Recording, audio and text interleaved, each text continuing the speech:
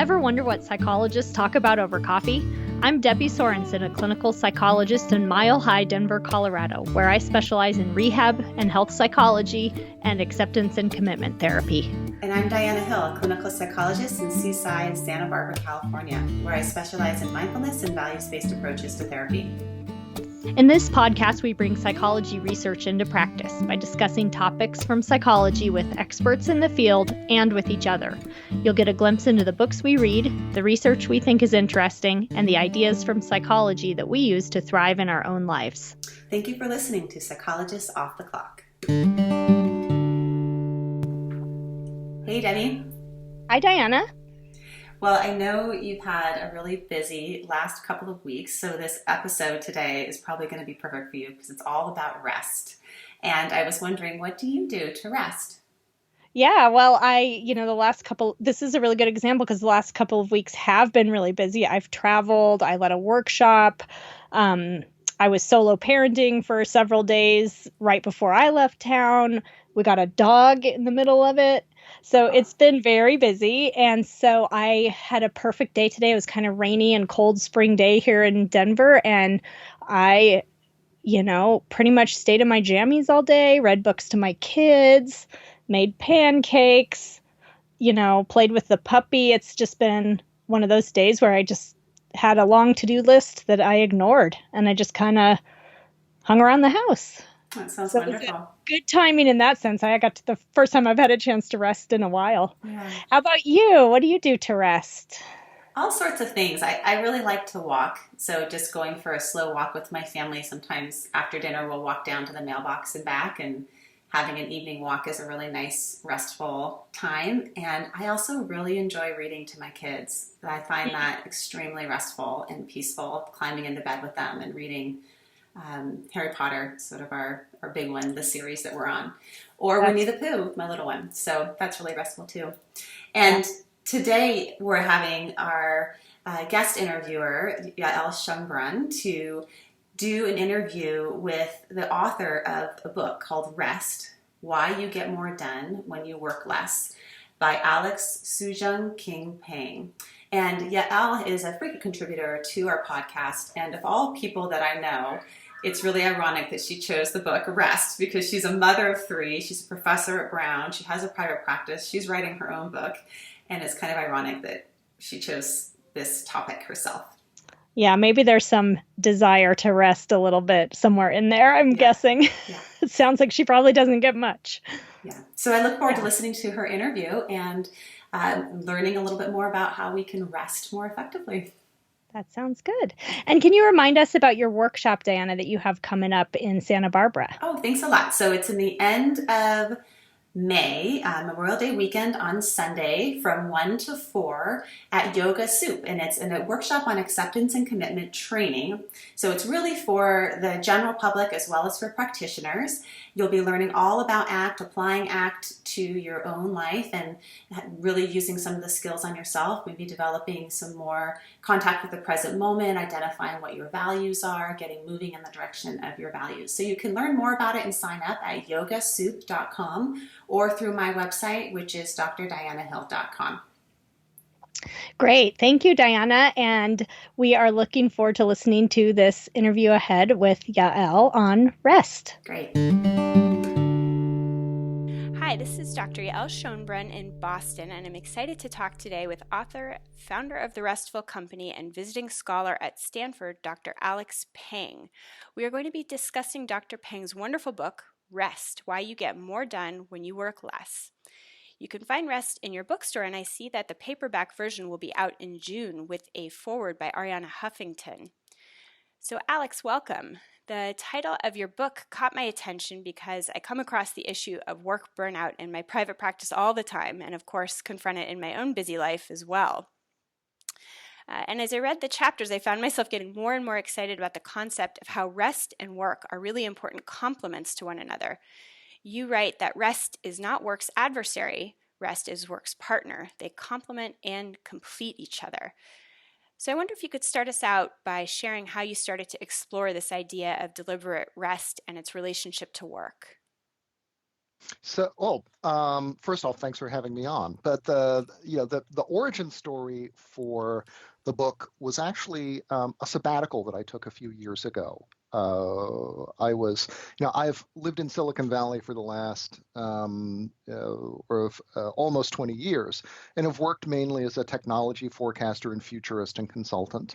And about, in my previous job, after about sort of 8 or 9 years of sort of juggling projects and doing a lot of travel and client engagements, essentially I had sort of kind of burned out and had an opportunity to take a step back and go to Microsoft Research Cambridge. Microsoft has a bunch of research centers in different parts of the world, and I sort of knew someone who ran a research group there, and presumably, the four other people who they'd really wanted said no, so I got lucky.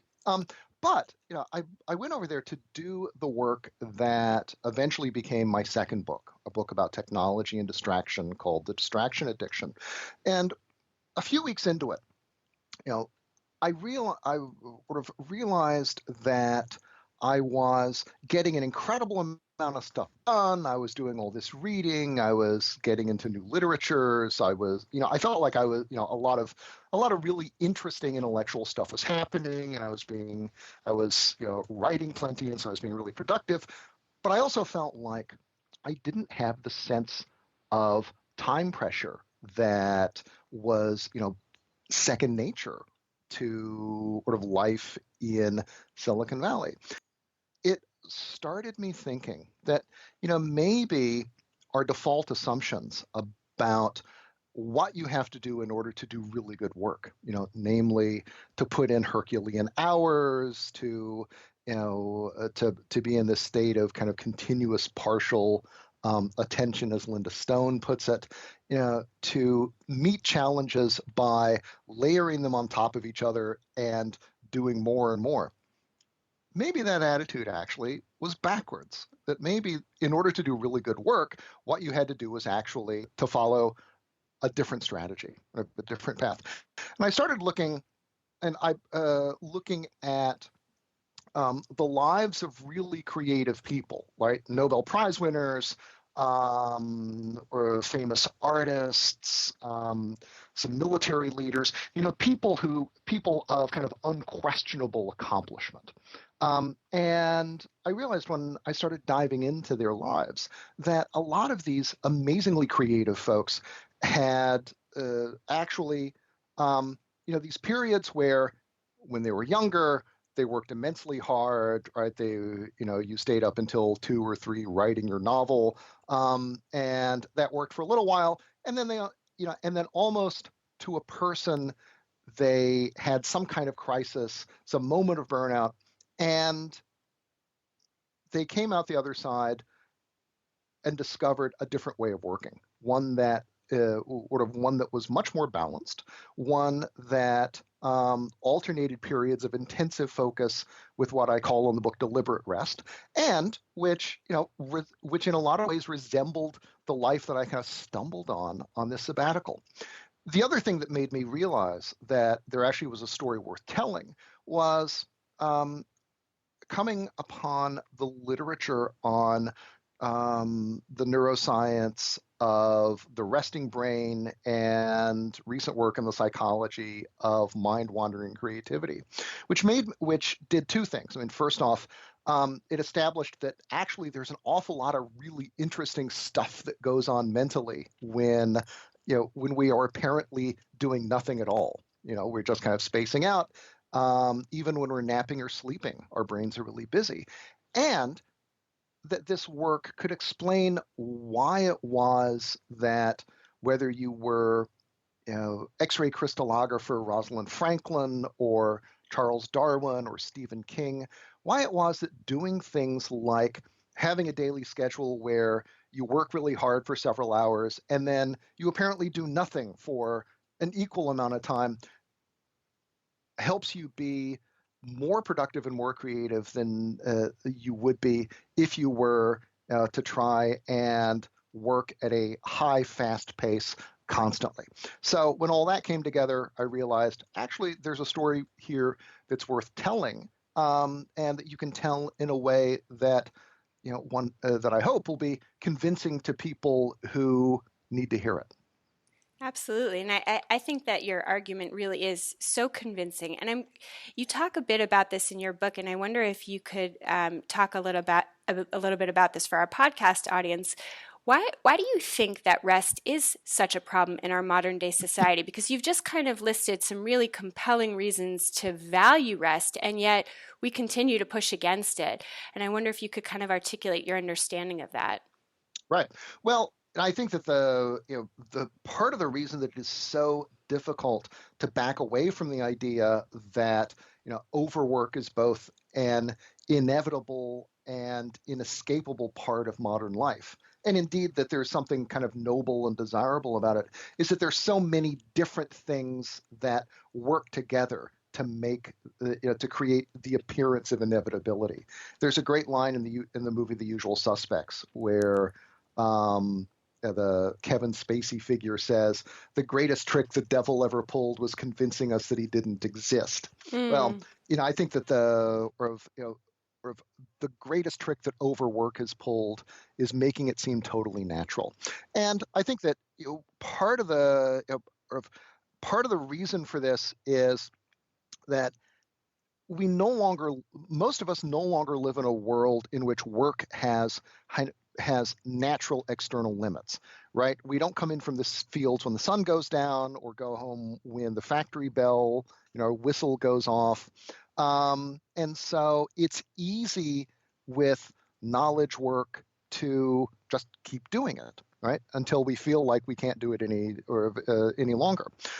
Another thing is I think that's particularly since the 1970s and 1980s, we've had this model of successful careers that emphasize sort of shorter periods of Herculean work, right? To be successful now does not involve climbing up the ladder, waiting your turn, paying your dues, putting in decades with one company until you finally get the corner office. But rather, it's more like the movie Wall Street, where you make an incredible amount of money very quickly, and you're kind of in a race against the next economic downturn or the obsolescence of your own technical skills. That's now the model for how you are successful. And then I think that the technologies that we use have not been our friends either. I think one of the ironies with things like email and and smartphones is that they were supposed to allow us to break work up into discrete chunks, right? So that we could play with our schedules as we needed. You worked on projects for a few hours, and then you did kid stuff, and then you went back and finished up what you'd been working on previously. But instead, what they've tended to do is kind of grind work into a fine powder that just gets sprinkled across our entire day. And so it is when you are able to carry your office around in your pocket effectively, when you are easily reachable at an instant's notice, it becomes a lot harder to switch off. The fact that the technical fact that that these things are always on means that you have to be always on too. And then finally, everyone else is doing it, right? And this is, when we think that this is what success looks like, when we think that you've got to do this in order to impress your boss, to, not be a target for the next round of layoffs, in order to get the next promotion, that provides a really compelling internal justification for it. So, for all of those reasons, I think that we've come to see overwork as a norm. And, I think but unfortunately, however, it turns out that there's a lot of great research that shows that we would be much better off taking a different approach to our work. Yeah. Well, I think it's so important to kind of pull out the reasons why we've gotten stuck in this trap of overwork so that we can directly confront it. And I think this idea of technology kind of getting in our way, even though it's intended to help us, and then this real experience of social pressure as well as career pressure to kind of keep going is so important to acknowledge so that we can do something about it, because if we sort of keep blind to it, it keeps us in the same path. One thing that I had been thinking about in sort of the context of always being on, that I also think is kind of a modern dilemma that when we look back on history really was different a few decades ago and certainly a few centuries ago, is the role that spirituality and religious life plays. Because I do think that there used to be more of a framework that really required people to pause, like for a Sabbath rest, and to take meditative or prayer time to really focus away from work and focus on the spiritual life or on the family life. And I think that infrastructure that really was a part of society has really changed and kind of evaporated, and all that's left is this pressure to work, and without that infrastructure to sort of set boundaries. And I think that what you do in your book, which is so nice, is offer some really lovely ways to create some of that infrastructure, some of those boundaries in a more proactive way, because they don't just inherently exist anymore. No, I think you're absolutely right that one of the benefits of spiritual life or sort of religious observance that maybe we didn't appreciate until sort of we'd lost it was the commandment to rest, right? The legitimation of taking this rest. I think it's also the case that allowed for a kind of interweaving of work and rest in a way that is a kind of institutionalization of that relationship that we are now forced to reconstruct ourselves individually. I'm really struck when I go to places like London or Amsterdam, and at how many churches there are in the city center, right? In commercial areas. I was giving a talk at a church called the Westerkerk, which is a famous 17th century church that's right on the canals. And I realized, sort of people would have gone to services there, as the spice-laden and silk-laden ships that were making them all rich would be coming up, the canal right outside the door of the church. And there was a kind of unity of work and rest in the daily lives of these, eventually fabulously rich merchants that is really difficult, I think, to replicate today. I took a look at a map a little while ago, and it is several miles from Facebook or Google headquarters to the nearest house of worship. Yeah, and which was by no means something that was intended by anybody, but just as a kind of artifact of the way that we lay out corporate campuses and we do zoning, we have this kind of physical separation of sort of working life and spiritual life that is very new, and whose consequences I think we are we have to learn how to live with. So, and I think that one of the things that the book quietly tries to do is to provide for people who are perhaps not religious or not spiritual, a kind of rationale for taking rest seriously, and for those who already are, kind of additional rationale for doing so. Absolutely. Yeah, so you do a lovely job in your book of talking about the different forms that rest can take. And interestingly, I think that you make a really nice explanation for how we often think about rest as a very passive activity, but that rest can actually be active and sometimes even demanding, as with intense exercise. So I wonder if you can talk a little bit about the different ways that we can think about rest. Right. Well, I think we often think of rest as something that involves sitting on a couch with a remote in one hand and snacks in the other, and episode one of several seasons of something that we've been meaning to watch. It does sound delightful. Right. I mean, which absolutely has its place. However, it turns out that when if you think about what rest is, which is time spent restoring the physical and mental energy that you spend working, and you ask, okay, what kinds of things recharge you most effectively? And it turns out it's not just totally passive stuff, right?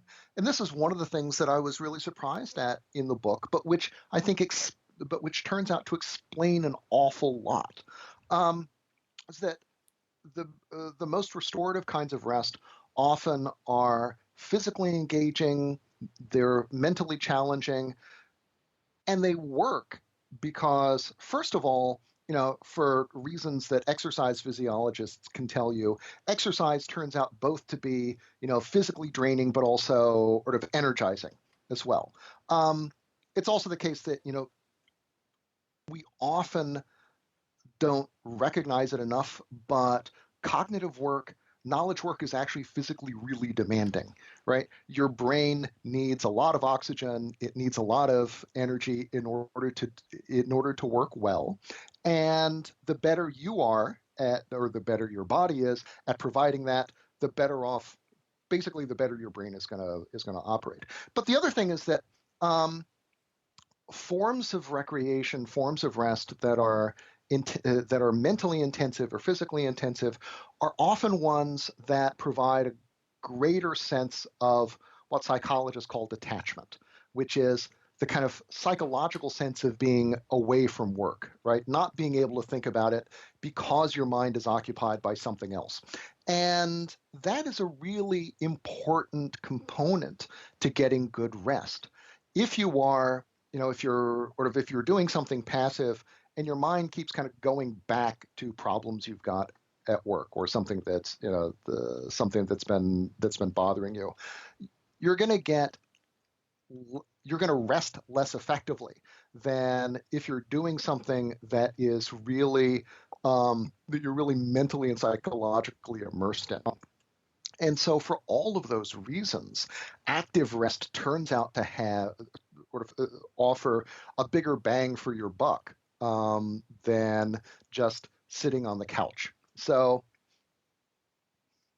yeah, I love that. I mean, there's something so paradoxical about so many elements of your argument, but this idea of engaging in more active rest so that you are more fully detached from work, I think flies in the face of what we often think about, which is this, again, kind of going back to your original argument, that we assume that more availability to work allows us to be more effective. But it's sort of, the evidence really suggests the exact opposite, which is that by taking a full step away and really immersing ourselves in an activity that is sort of takes us away from work physically and mentally and emotionally, that is really where we can recharge our work batteries and come back more prepared to and more able to be effective, creative, productive, efficient, and all of those kinds of things that really serve us well in the workspace. exactly right. And and I think the evidence is also pretty compelling that the sort of more intensive your work, the more you like your work, the more important it is to have a break from it, because high performers, ambitious people are more prone to breakdowns and burnouts because they kind of voluntarily overwork than people who are kind of come in and do their thing and then go home and it's no big deal. So the fact that you love your job and you want to be good at it does not mean that you should do that and only that. You'll actually do a better job over the long run if you learn how to get some time away, some time to yourself. Yep. Yeah, and I think that you discussed this concept of deep play that I think is a really interesting idea, that finding something that is mentally immersive, that challenges you, that is very different from work, but that in some ways can tie back into work, is one form of active rest. And I love some of the examples that you give. One of the things that I often think about as somebody who thinks a lot, and certainly in my life engages in the tension between work and parenting life, is I wonder what you think about the idea of parenting being kind of some form of deep play. You sort of make reference to it, I think, when you're talking about J.R.R. Tolkien a little bit, but I Mm-hmm. wonder if you've thought some about that. As I have two teenagers, and I would describe sort of parenting. Parenting is something that gets easier as you get older. I've never really thought, and it is incredibly rewarding. And it is certainly the most important thing I think I'll ever do in my life. But, it is, I haven't really thought of it so much as deep play, though perhaps the fact that I haven't sort of gone nuts and like sold the kids suggests that perhaps I should. I think that one of the features of deep play, and I think one of the things that its defining feature is that deep play gives people a sense of provides rewards that are in some ways similar to the rewards that they get when work goes well, but in a very different kind of medium and often at a different pace. And I think that's critical because, when you are, let's say, a scientist, you are spending a lot of time in the lab, you're doing these meticulous experiments, they may last for years, and the result is sometimes, well, maybe, the hypothesis might be correct. And, I think that, for people who want to, uncover the mysteries of the universe, those kinds of results can be really frustrating. On the other hand, but you can find those rewards much more quickly doing things like, mountain climbing, for example, which turns out to be something that a disproportionate number of scientists are really into. And when they talk about climbing, it turns out that they talk about it in the same way that they talk about science, right? It's incredibly mentally engaging. You're taking this big problem and you're breaking it down to a million little pieces. You've got to focus on each one of them. There's a technical dimension to it. So in a lot of ways, it offers the same rewards as science, but by the end of the day, either you've made it to the top or you haven't. There's an incredible clarity to your success, and it happens very quickly. And when you look at people who are CEOs or successful actors or scientists or writers, and you look at their pastimes, it's often the case that the really ambitious ones have these hobbies that look dangerous, time-consuming, expensive, and kind of paradoxical because you would think, okay, people who know that they're in a race to win a Nobel Prize or a Pulitzer shouldn't be spending this time doing, taking a month off and going hiking in the Andes. So, but I think that deep play helps explain why it is that these investments are worthwhile and why it is that that they are worth undertaking. Now, I think that the other thing about parenting that makes it challenging for it to be a kind of deep play is that for so many of us, there are high standards around around it, right? That it's not just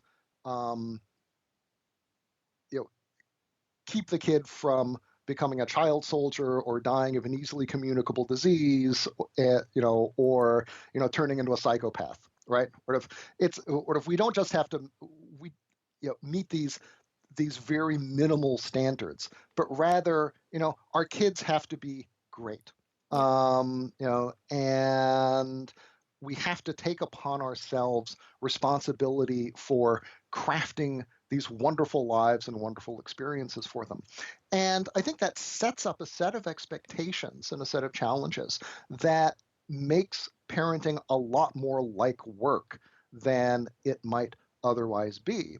And I think this is especially true for women, right? And I think that sort of we live in a world in which you know, the challenges of being both professionally successful and being good parents are big for everyone, but they're gigantic for women for a bunch of reasons. This the sort of the most fundamental of which is um, you're often expected to start both of these things, right? Start families and start your careers roughly at the same time, and then to raise kids as if you don't have a job and to work as if you don't have children. Yeah. What could possibly go wrong with that system, right? And I think also that there is the other thing is that there's good evidence that men are simply better or better socialized at figuring out ways of gaming the system. There's this so that they don't to take off some of this pressure. There's this wonderful study of men and women's or performance at a consulting company, where they look and how they balanced work life issues. And it turned out that what was going on was that junior partners who were women were taking advantage of formal programs, right? They were going on halftime, they were doing the various things that the company had offered. And often they were suffering professionally as a result. The men, on the other hand, who were young fathers, were doing stuff like trading with each other on projects so that they didn't have to fly to Munich every 2 weeks to do status reports, so that they could continue to look busy even while they were managing their workload. The other thing was that if a man was out of the office, generally the partners assumed he was out pitching clients, whereas if a woman was out, the assumption was, right, she's picking up the kids. And so the combination of this greater space and greater willingness to exploit the gaps made it easier for men to look like they were hard charging and successful without looking like they were having to make any sacrifices. And that I think that study did a really nice job of revealing something that I think is true in many offices. So which I think further contributes to the separation of parenting from deep play. Yeah. So for you, you really, kind of don't see parenting as a form of deep play, but there are lots of other ways that you do envision deep play being available to people. And you just more generally talk about rest as a skill that is useful to develop and strategies to developing. And so I wonder if you can talk a little bit about sort of in what way do you think of rest as a skill? That's sort of, a novel concept. Right. No, I think that it certainly is novel, but when you get into it, I think rest turns out to be kind of like running or breathing, right? Breathing is something that absolutely everybody knows how to do. But if you are, let's say, a professional athlete, a swimmer, an opera singer, you know how to use your breath in order to improve your performance. If you are, a Buddhist monk, you know a lot about how breathing affects your level of calm or excitement, helps you be centered. And so breathing is at once something that is incredibly natural, but also is something that we can learn to use in order to either be better at work, to be faster, to be better versions of ourselves. And likewise, I think that it's useful to think of rest as a skill in the sense that we can learn to do it better. We can learn to incorporate it into our lives in order to both get more pleasure from it, to be more restored by it, and also to tap into its capacity to help us be more creative. And it's a challenge that I think we can we can sort of renew throughout our lives. Right, the place of rest changes depending upon what other stuff we've got going on, how busy we are, whether we have more or less control over our daily schedules. And so I think that that in all of those ways, thinking of rest as something that is a skilled activity rather than something that's unskilled helps us make better use of it. It helps us take it more seriously, and kind of underlines its importance in our everyday lives. Absolutely. Yeah. So in the book, you review a lot of the brain science research that clearly indicates that we can give our brains an advantage in creative and productive thinking when we rest. And I would love it if you would just spend a few minutes talking about what some of the neuroscience findings are, because I think they're just fascinating and kind of surprising, actually.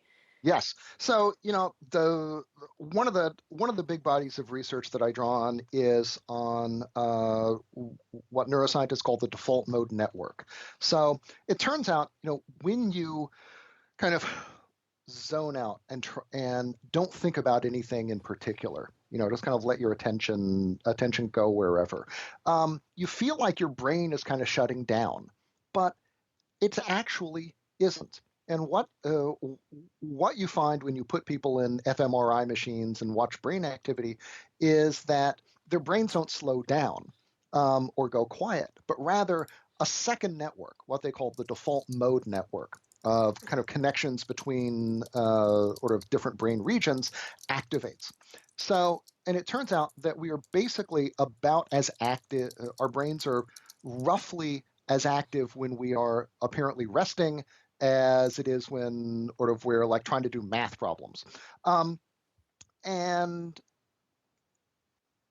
so that discovery from about 20 years ago is one that has led people to try and figure out, okay, so are there differences in the way that the default mode network is put together in different kinds of people? Are there things that, are there signatures that correlate with higher degrees of creativity or lower degrees? And it turns out, actually, there are the resting brains of highly creative people are different from those of people who are less creative in somewhat the same way that, let's say, rugby players or ballerinas are different from couch potatoes. There are parts of so you get higher levels of activation in areas that are associated with visual thinking, with innovation, or with divergent thinking, and lower levels of connection to those parts of the brain that essentially kind of edit our thoughts, that say, oh, that idea is no good. And so the result is that it looks like that among highly creative people, default mode networks work a little differently. Now, it also seems like that is something that we can that's not something that you're born with. It's something that you can develop. Right. So that's sort of the skill development part of it. Precisely. And in a way, we think of like creative thinking or, those aha moments that we all have, whether they are very small versions of, who is the actor who was in that thing, who was in that movie? And the answer is, Hugh Jackman, right? But, the answer doesn't come to you immediately. You're trying to remember. And then a few minutes later, when you're doing something else, wait a minute, it's Hugh Jackman. That's the default mode network continuing to work on the problem even while you have turned your conscious attention to something else. And while that looks mysterious, it actually turns out that is, I think it's that the capacity to use the default mode network that way is a bit like learning language, right? Language is this incredibly complicated thing that we all acquire when we're relatively young. And we don't do it because we set out to do it. We learn language because we hear our parents talking and we hear other people talking, and we want things and we begin to experiment. And then at a certain point, sort of our brains develop this amazing capacity to, pick up hundreds of words a year, and we learn grammar. Or if you're Noam Chomsky, we're born with grammar. But anyway, and language is this phenomenally complicated thing that literally changes the way that your brain works, but which we can all acquire, and it's a set of abilities that we can all refine. Likewise, I think it turns out that our capacity to think innovatively, or rather to use the default mode network, and our ability to tempt it to work on problems even while we are working on other things, that likewise looks almost magical or mystical, but it actually turns out to be something that we can learn how to do. We can learn how to do a little better. There actually are lots of stories of people who develop all kinds of techniques for helping this along. Salvador Dali famously had this thing about where he would take naps after lunch. These were long Spanish lunches with a lot of wine. So, a nap afterwards was often a necessity. But he would hold in his hand a key, and a heavy key. And as he started to drift off to sleep, he would have these, sort of surreal images, right? This being Salvador Dali. He would start to fall asleep. The key would slip from his hand, fall on the floor, and wake him up. And then he would sketch out those images. And then he would do it again, and again for an hour or so. And he talked about this as a technique for essentially discovering the painting that his subconscious mind had already completed in the days previous to him taking up the brush and starting work on it. But it was a technique that he talked about as one that really anybody could learn. Linus Pauling, the only person so far to win 2 Nobel Prizes by himself, likewise had this method, slightly less mysterious and apparently involving less wine, where he would spend time before bed thinking about a particular technical problem that was bothering him, that he was working on. And he said, he would do this for a few nights, and then eventually the answer would come to him.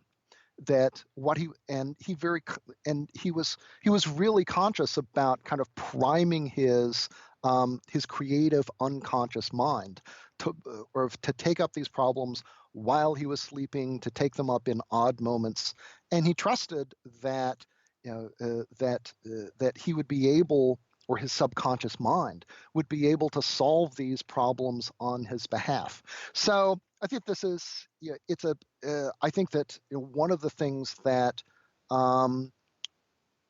that the book tells us is that this is an ability that we ought to take seriously, and that we can actually treat as something that we can learn to do and learn to do better, just like Dali and Linus Pauling. I love that. I'm just curious, as a working parent, I personally find it hard, practically speaking, to build in rest. I have 3 small children. Mm-hmm. They wake me early. You talk a bit about morning routines. It's practically a little challenging to wake up before my 1-year-old. I have several demanding professional roles, and just, a sense that I'm always falling behind, which is kind of that social pressure. So I'm curious, I know you do a lot of consulting with, prominent executives in Silicon Valley. What are ways that you advise people who simply feel too busy and have a lot of demands to find ways to incorporate rest into their days? Mm-hmm. Well, I think that the challenge of remaining productive, or indeed remaining human, when you have small children, is like the hard problem in human existence. And Thank you for I think that that, validation. yeah, I mean, honestly, and that's it. I love children. Children are wonderful. Children, you can learn incredible amounts about yourself from, sort of as a parent. It is astonishing to watch kids learn how to do even the simplest things.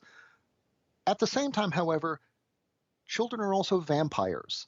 Um, children will, or if, yep, children will kill you in all kinds of ways by, sucking up as much time and energy as, as sort of as they can get.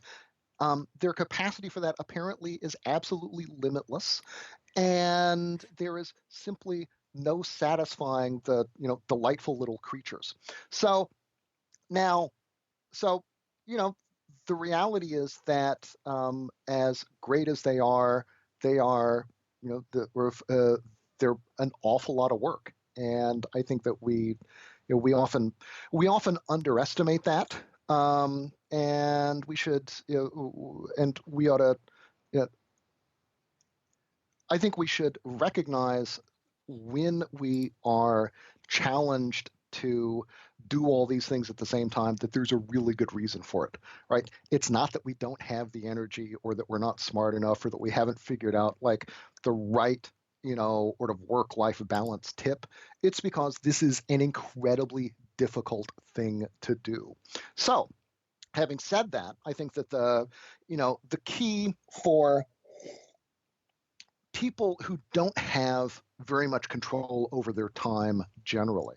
And this applies whether you're a parent, whether you're, in law enforcement or you're an ER, an ER nurse, is you're not going to be able to like take 2 hours in the middle of the day the way that Stephen King or Scott Adams did. So what you have to do is push the deliberate rest to nights and weekends and vacations. Number one. Number two, be really be really protective of that time.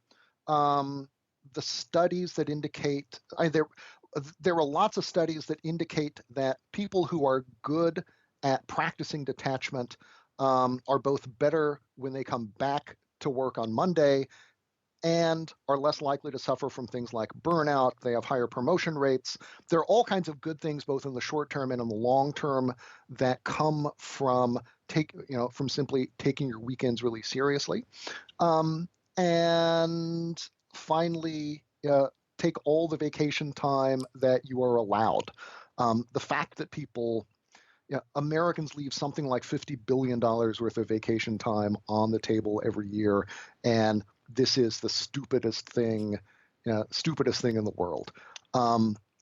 And vacations are not like something that time that you're stealing away from your employers. They're a time when you get back the energy that you need in order to do a good job.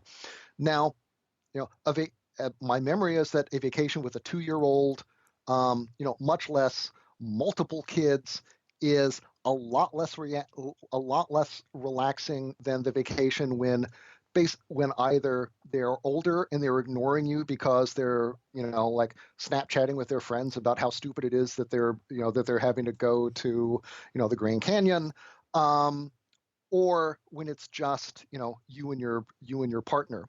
However, I think that you do in those circumstances, you do the things that decent spouses or partners do, which is you work out a schedule where you dump the kids on the other person, and for a while, and you get to go off and just be yourself. An awful lot. It's amazing how much of parenting basically is just playing zone defense and dividing labor. And I think that that the benefits of doing that when you are when you're on vacation should not be overestimated. So. Yeah. Well, I love what you're saying because I think that the bottom line is to take the rest seriously and to make it a priority, and in a busy life to find ways to carve it out, even in small ways, even in imperfect ways, and sort of when it comes to parenting, to kind of know that you're playing the long game, but that you need to be able to sustain yourself for the long game, and that rest is a part of that ability to sustain. Absolutely. No, I think that we often think of rest as something that we'll get when we're done with everything else. The problem is we're never done, right? There is always more to do, or more that we think we ought to be doing. And I think unless you think of rest as something that that is of genuine importance, rather than something that's like a nice to have or sort of an afterthought.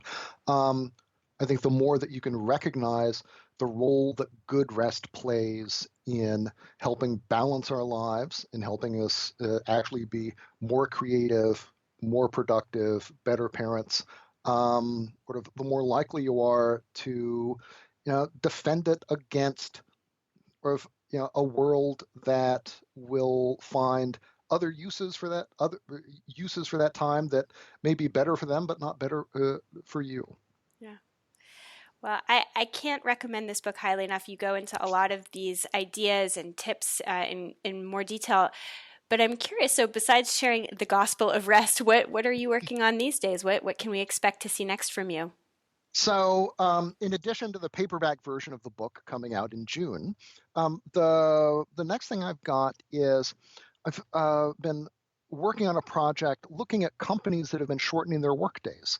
So going from going to 4-day weeks or 6-hour days, sometimes even 5-hour days, and asking how it is that they manage to pull this off when they're often working in things like advertising or financial services or software, right? Companies, industries that are notorious for really long hours and overwork as a default state, and what we can learn from them.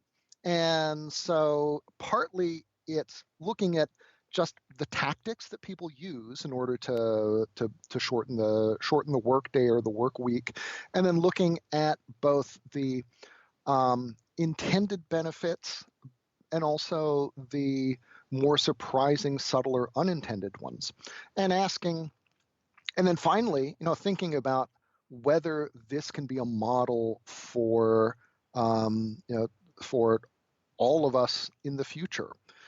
Nearly 100 years ago, John Maynard Keynes and Bertrand Russell and very smart people, were arguing that by now we would be working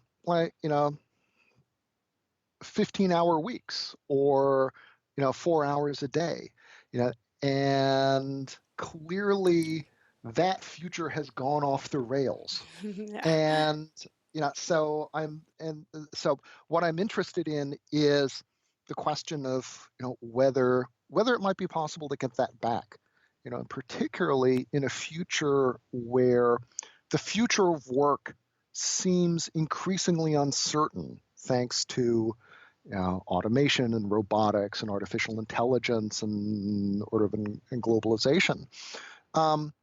Whether actually it's time to take something like the 4-hour workday more seriously.